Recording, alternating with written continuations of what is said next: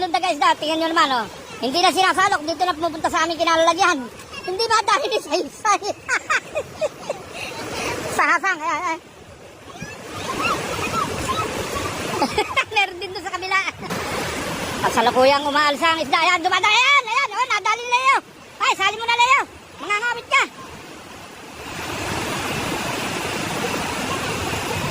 Ang laki. Ang gaganda rito, ang ganda. Ayun, oh, yan, nakita nyo, yan. Shoot. Ayan pa. Ano pa isa, ano pa. Ah, pwede ito. Ayun, nagkawala na. Ayan, liparan talaga. Dami na ng laman ng kay Leo. Leo, marami na. Ayan, laki. Ayan, bumalik. Cute. Ayan, shoot na naman. Napakaswerte. Dalawa. Usang lumapit yung isda, paglundag niya, shoot sa salok. Napakaswabe.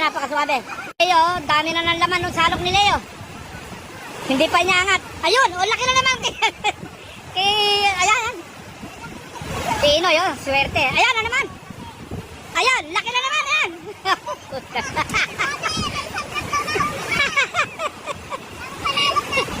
Oo, mainam pa kayo nung nabali. Ayan, ngabit na si Leo.